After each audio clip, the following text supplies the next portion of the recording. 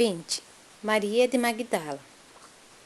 Maria de Magdala ouvira as pregações do Evangelho do Reino, não longe da vila principesca, onde vivia entregue a prazeres, em companhia de patrícios romanos, e tomara-se de admiração profunda pelo Messias.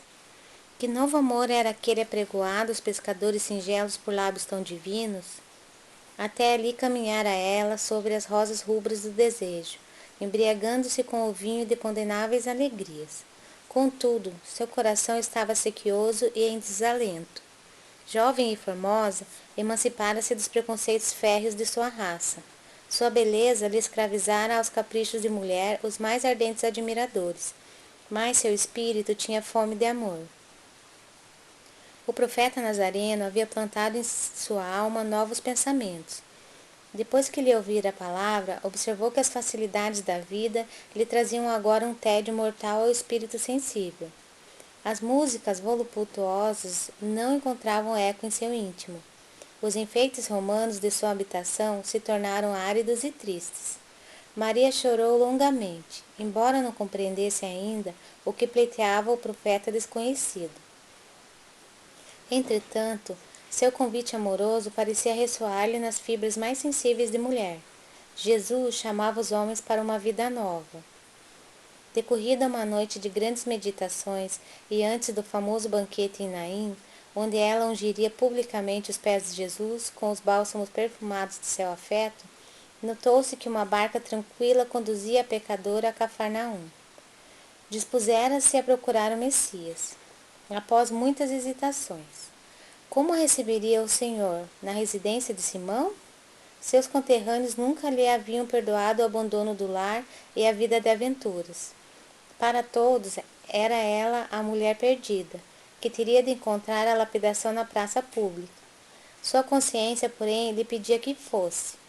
Jesus tratava a multidão com especial carinho. Jamais lhe observara qualquer expressão de desprezo para com as numerosas mulheres de vida equívoca que o cercavam. Além disso, sentia-se seduzida pela sua generosidade. Se possível, desejaria trabalhar na execução de suas ideias puras e redentoras. Propunha-se a amar, como Jesus amava, sentir com os seus sentimentos sublimes. Se necessário, saberia renunciar a tudo. Que lhe valiam as joias, as flores raras, os banquetes suntuosos, se ao fim de tudo isso conservava a sua sede de amor? Envolvida por esses pensamentos profundos, Maria de Magdala penetrou o umbral da humilde residência de Simão Pedro, onde Jesus parecia esperá-la, tal a bondade com que a recebeu num grande sorriso. A recém-chegada sentou-se com indefinível emoção a estrangulhar-lhe o peito. Vencendo, porém, as suas mais fortes impressões, assim falou, em voz súplice, feitas as primeiras saudações. Senhor, ouvi a vossa palavra consoladora e venho ao vosso encontro. Tendes a clarividência do céu, e podeis adivinhar como tenho vivido? Sou uma filha do pecado. Todos me condenam. Entretanto, mestre, observar como tenho sede do verdadeiro amor. Minha existência, como todos os prazeres, tem sido estéril e amargurada. As primeiras lágrimas lhe borbulhavam dos olhos enquanto Jesus a contemplava, com bondade infinita. Ela, porém, continuou. Ouvi o vosso amoroso convite ao Evangelho.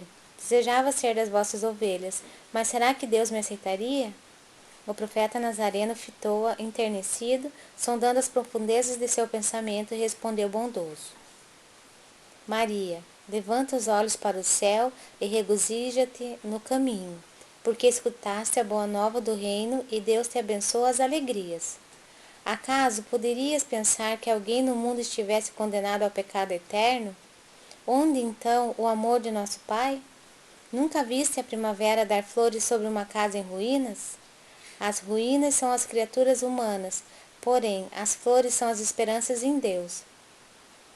Sobre todas as falências e desventuras próprias do homem, as bênçãos paternais de Deus descem e chamam. Sentes hoje esse novo sol iluminar-te o destino. Caminhe agora, sob a sua luz, porque o amor cobre a multidão dos pecados. A pecadora de Magdala escutava o mestre, bebendo-lhe as palavras. Homem algum havia falado assim à sua alma incompreendida. Os mais livianos lhe pervertiam as boas inclinações, Os aparentemente virtuosos a desprezavam sem piedade. Engolfada em pensamentos confortadores e ouvindo as referências de Jesus no amor, Maria aceitou levemente. No entanto, Senhor, tenho amado e tenho sede de amor. Sim, redarguiu Jesus, tua sede é real. O mundo viciou todas as fontes de redenção, e é imprescindível compreenda que em suas sendas a virtude tem de marchar por uma porta muito estreita. Geralmente, um homem deseja ser bom como os outros, ou honesto como os demais, olvidando que o caminho onde todos passam é de fácil acesso e de marcha sem edificações. A virtude no mundo foi transformada na porta larga da conveniência própria. Há os que amam os que lhes pertencem ao círculo pessoal, os que são sinceros com os seus amigos, os que defendem seus familiares, os que adoram os deuses do favor. O que verdadeiramente ama, porém, conhece a renúncia suprema a todos os bens do mundo e vive feliz, na sua senda de trabalhos, para o difícil acesso às luzes da redenção. O amor sincero não exige satisfações passageiras, que se extinguem no mundo com a primeira ilusão. Trabalha sempre, sem amargura e sem ambição, com os júbilos do sacrifício. Só o amor que renuncia sabe caminhar para a vida suprema. Maria o escutava embevecida, ansiosa por compreender inteiramente aqueles ensinos novos. Interrogou-o atenciosamente. Só o amor pelo sacrifício poderá saciar a sede do coração? Jesus teve um gesto afirmativo e continuou. Somente o sacrifício contém o divino mistério da vida. Viver bem é saber imolar-se. Acreditas que o mundo pudesse manter o equilíbrio próprio tão só com os caprichos antagônicos e por vezes criminosos dos que se elevam à galeria dos triunfadores?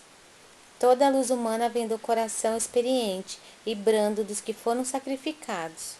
Um guerreiro coberto de louros ergue seus gritos de vitória sobre os cadáveres que juncam o chão. Mas apenas os que tombaram fazem bastante silêncio para que se ouça no mundo a mensagem de Deus. O primeiro pode fazer a experiência para um dia, os segundos constroem a estrada definitiva na eternidade. Na tua condição de mulher, já pensaste no que seria o mundo sem as mães exterminadas no silêncio e no sacrifício? Não são elas as cultivadoras do jardim da vida, onde os homens travam a batalha? Muitas vezes o campo enflorescido se cobre de lama e sangue. Entretanto, na sua tarefa silenciosa, os corações maternais não desesperam e reedificam o jardim da vida, imitando a providência divina, que espalha sobre um cemitério os lírios perfumados de seu amor. Maria de Magdala, ouvindo aquelas advertências, começou a chorar, a sentir no íntimo o deserto da mulher sem filhos.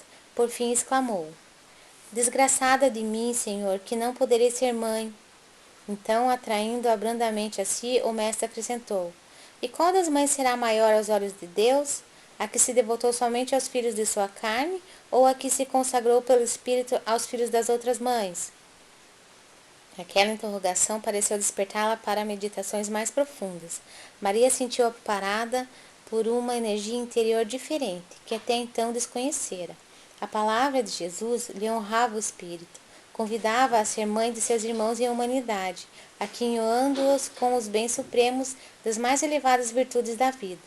Experimentando radiosa felicidade em seu mundo íntimo, contemplou o Messias com os olhos nevoados de lágrimas, e no êxtase de sua imensa alegria murmurou comovidamente: Senhor, doravante renunciarei a todos os prazeres transitórios do mundo, para adquirir o amor divino que me ensinastes. Acolherei como filhas as minhas irmãs no sofrimento, procurarei os infortunados para aliviar-lhes as feridas do coração, estarei com os aleijados e leprosos. Nesse instante, Simão Pedro passou pelo aposento, demandando o interior, e a observou com certa estranheza. A convertida de Magdala lhe sentiu o olhar glacial, quase denotando desprezo. E já receosa de um dia perder a convivência do mestre, perguntou com interesse: Senhor, quando partires desse mundo, como ficaremos? Jesus compreendeu o motivo e o alcance da sua palavra e esclareceu: Certamente que partirei, mas estaremos eternamente reunidos em espírito. Quanto ao futuro, com o infinito de suas perspectivas, é necessário que cada um tome sua cruz em busca da porta estreita da redenção, colocando acima de tudo a fidelidade a Deus e, em segundo lugar, a perfeita confiança em si mesmo. Observando que Maria, ainda opressa pelo olhar estranho de Simão Pedro, se preparava a regressar, o mestre lhe sorriu com bondade e disse: Vai, Maria, sacrifica-te e ama sempre. Longo é o caminho, difícil a jornada, estreita a porta, mas a fé remove os obstáculos. Nada temas, é preciso crer somente. Mais tarde, depois de sua gloriosa visão do Cristo ressuscitado, Maria de Magdala voltou de Jerusalém para a Galiléia, seguindo os passos dos companheiros queridos. A mensagem da ressurreição espalharam uma alegria infinita. Após algum tempo, quando os apóstolos e seguidores do Messias procuravam reviver o passado junto ao Tiberíades, os discípulos diretos do Senhor abandonaram a região, a serviço da Boa Nova. Ao disporem seus dois últimos companheiros a partirem em definitivo para Jerusalém, Maria de Magdala, temendo a solidão da saudade, rogou fervorosamente lhe permitissem acompanhá-los à cidade dos profetas.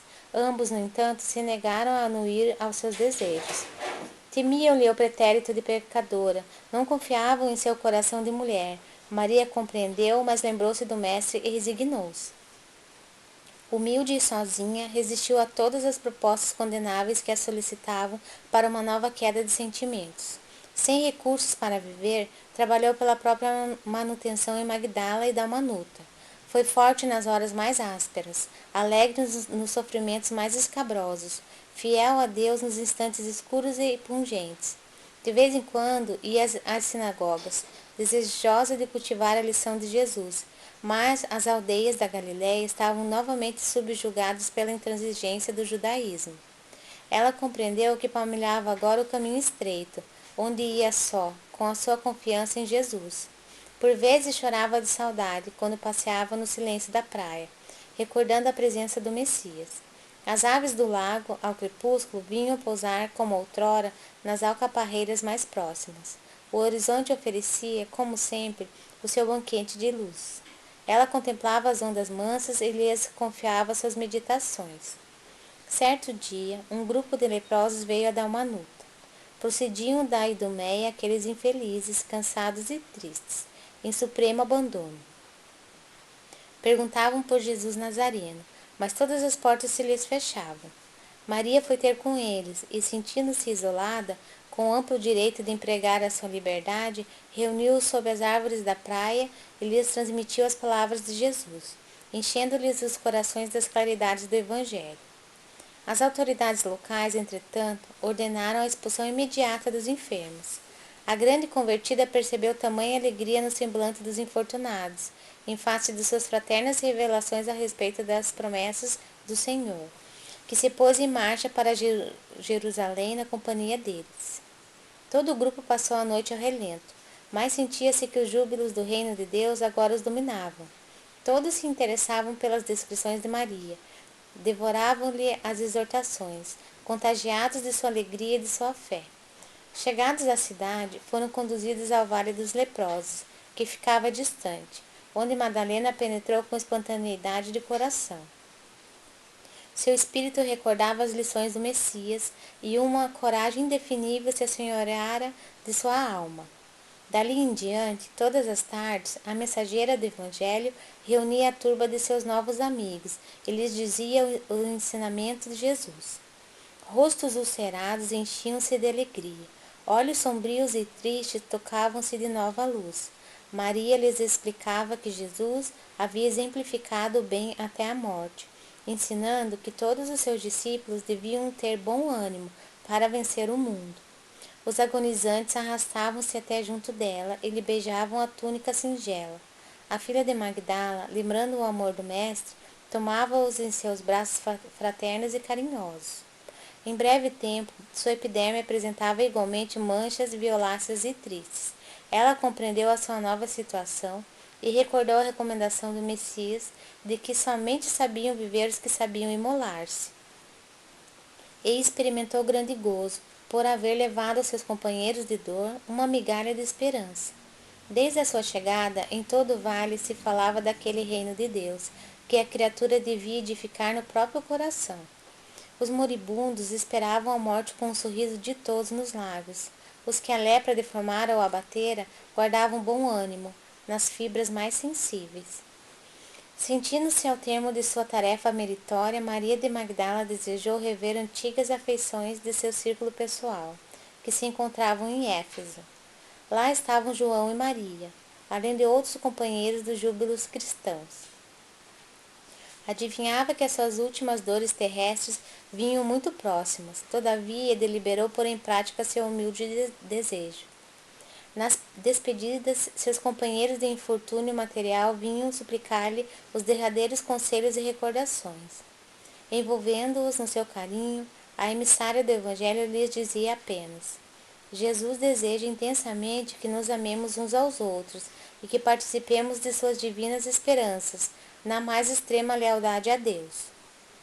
Dentre aqueles doentes, os que ainda se equilibravam pelos caminhos, lhe traziam o fruto das esmolas escassas, e as crianças abandonadas vinham beijar-lhe as mãos. Na fortaleza de sua fé, a ex-pecadora abandonou o vale, afastando-se de suas choupanas misérrimas, através das estradas ásperas. A peregrinação foi difícil e angustiosa. Para se satisfazer aos seus intentos, recorreu à caridade. Sofreu penosas humilhações, submeteu-se ao sacrifício. Observando as feridas pustulentas que substituíam sua antiga beleza, alegrava-se em reconhecer que seu espírito não tinha motivos para lamentações. Jesus a esperava e sua alma era fiel. Realizada a sua aspiração, por entre dificuldades infinitas, Maria achou-se um dia às portas da cidade. Mais invencível abatimento lhe dominava os centros de força física. No justo momento de suas efusões afetuosas, quando o casario de Éfeso se lhe desdobrava à vista, seu corpo alquebrado negou-se a caminhar. Uma modesta família de cristãos do subúrbio recolheu-a a uma tenda humilde, por caridade. Madalena pôde ainda rever amizades bem caras, consoante seus desejos. Entretanto, por largos dias de padecimentos, debateu-se entre a vida e a morte. Uma noite, atingiram o auge as profundas dores que sentia. Sua alma estava iluminada por brandas reminiscências, e não obstante seus olhos se acharem selados pelas pálpebras entumecidas, via com os olhos da imaginação o lago querido, os companheiros de fé, o mestre bem-amado. Seu espírito parecia transpor-se às fronteiras da eternidade radiosa. De minuto a minuto, ouvia-se-lhe um gemido surdo, enquanto os irmãos de crença lhe rodeavam o leito de dor, com as preces sinceras de seus corações amigos e desvelados. Em dado instante, observou-se que seu peito não mais arfava. Maria, no entanto, experimentava a consoladora sensação de alívio. Sentia-se sob as árvores de Cafarnaum e esperava o Messias. As aves cantavam nos ramos próximos e as ondas sussurrantes vinham beijar-lhe os pés. Foi quando viu Jesus aproximar-se, mais belo que nunca. Seu olhar tinha o reflexo do céu e o semblante trazia um júbilo indefinível. O mestre estendeu-lhe as mãos e ela se prosternou, exclamando como antigamente: Senhor! Jesus recolheu-a brandamente nos braços e murmurou: Maria, já passaste a porta estreita. Amaste muito. Vem, eu te espero aqui.